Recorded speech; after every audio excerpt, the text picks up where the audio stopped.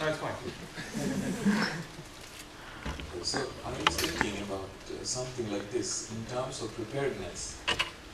So the kind of rescue operation that people have carried out now was quite random.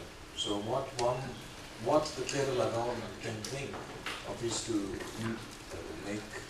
build some centers in each, let's say 25 square kilometers or 50 square kilometers, like a stadium which can be, or a conference center which can be used for conferences or organizing things or schools like that, which is at an elevated platform, and also provide means by which people can reach in this kind of situations. So, of course, this is a very rare event, but still, in any kind of small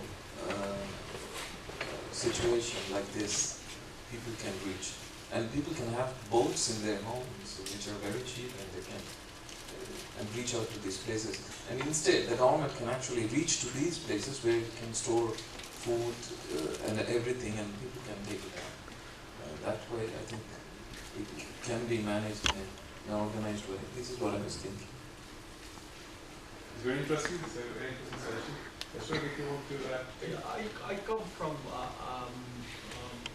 place which went through what they call the super cyclone in '99. The place was exact opposite side of India, on the Odisha side. The whole area, which the eye of the typhoon was near to my village. So the whole area has been almost wiped out. I mean, particularly as the house, I mean, it's a much poorer place compared to Kerala. Kerala is one of the, at least much richer in comparison to that side. And so I have been to Kerala many times, and the constructions are quite.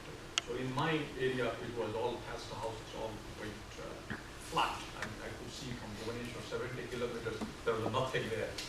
But then what happened, they created the structures which other governments came in, other states came in, like Delhi, if I remember, Punjab, Karnataka, different states took out certain areas. They created this kind of flood protection centers or something on the higher ground, and it uses. I mean, I usually go to my village once a year, and so you can see these are multi-purpose centers. So there are schools going on there. They have to have social events like marriages and stuff. These can go on, but also the people can, if at the time of there was another cyclone or typhoon of similar nature just 3 years back. But those areas, those kind of establishments which have been created that time, that helps them to people to come and take centers. And I think it depends on what can we learn from this kind of experience, what we can create to, and this is, I think if you remember Margareta Wallström, who is not Margaret Wallström, Margareta Wallström, she so when she was the UN in charge of the disaster, what is that called?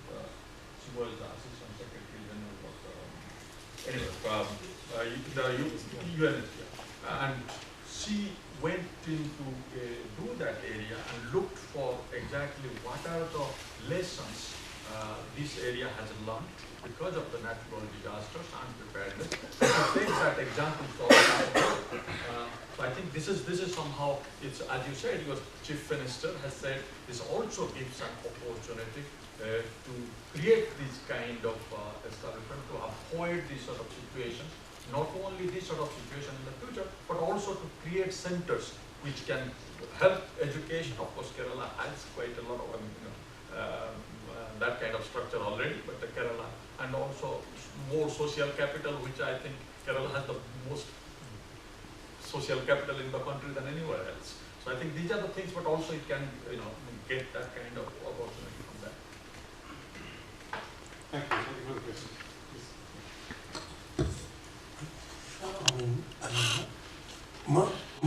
My question is more about the forecasting aspect. because I mean it was quite surprised to hear that. I mean we don't have a proper forecasting mechanism in place, because I thought we have all these satellites and I mean we have all these advanced satellites and things like that. And in addition to that, India is supposed to be one of the leaders in rocket science and those kind of technologies, space research.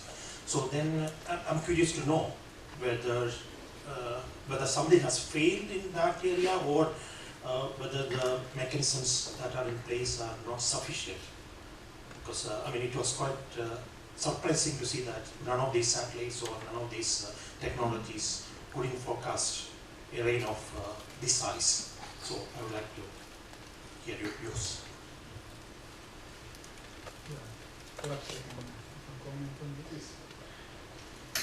Yes, you are raising a very important point, because there is a difference between the fact that whether a forecast exists or not, or whether such a forecast is being used to communicate it. And this is definitely one of the samples in which indeed there are many different types of forecasts that were not perfect, but they could tell with some days in advance that this rainfall would have been devastating potentially.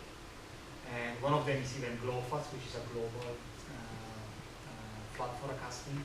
Point is then how such an information is used by local authorities, by dam operators, and so on and so forth. And it's very clearly there was something not working in this communication flows. I cannot point exactly what, but there was some issues.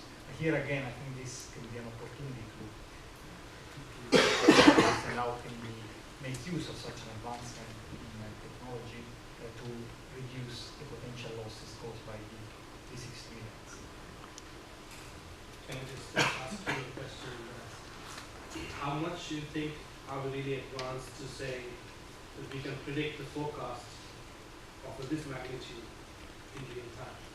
Is it really possible to say next Tuesday is going to be a heavy rain? This Friday, yes, it is possible. Yeah, it is possible. Yeah, and what you typically get is an ensemble of forecasts. So you don't get just one. Okay, like on Tuesday we're gonna get 300 millimeters in a day, but you have different ensemble members, which means that you have different type of forecasts. Let's say 10 of them, and one of them could say you're gonna have 300 millimeters on Tuesday. Because it depends, you have multiple processes, so depending on how you account them, you get a different forecast.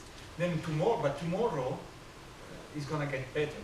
So all these, typically you see like spaghetti plots, because you look into the future, how much does it rain, you have different models telling you different things. But the more you get close, the more they converge. But if you have something 1 week in advance that is telling you in one day you get 300 millimeters in a day, then you start with some warning. Perhaps you don't have any alarm because it's just one member, but still you can do something in advance. We have good examples in Uganda, for instance, last year, where there was one member which was crazy and eventually turned out to be almost the right one. So my question is about what is the impact of unplanned constructions, and as well as how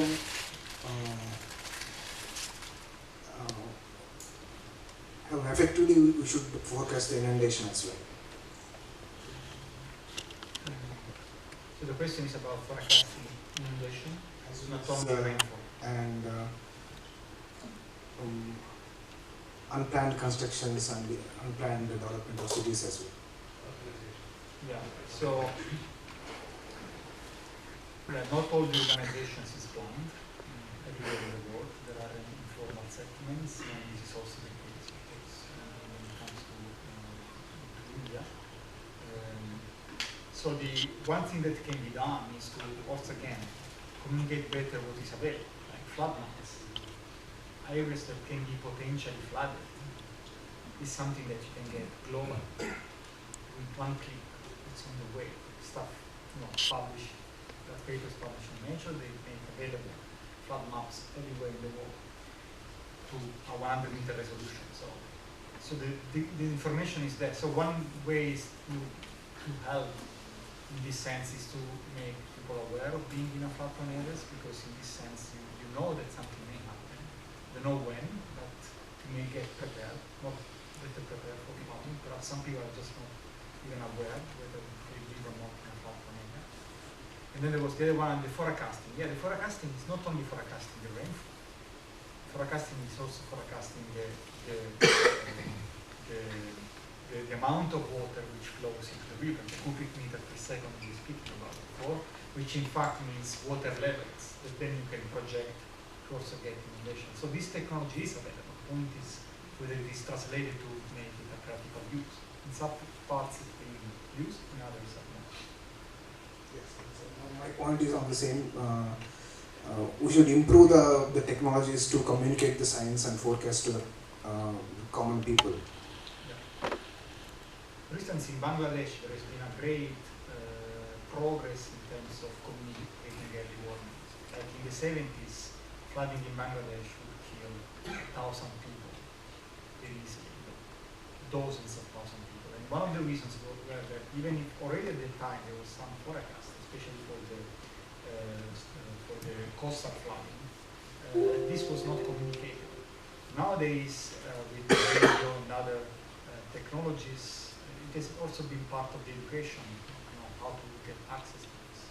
And there's been enormous progress. And we see the number of fatalities has been decreasing, but significantly by order of magnitude. We don't speak anymore about dozens of thousands, but we speak about a few dozens. So, it's significant how many people you can, how many lives you can save with forecast.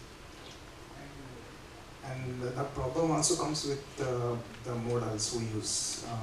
As you said, we are using ensembles with the different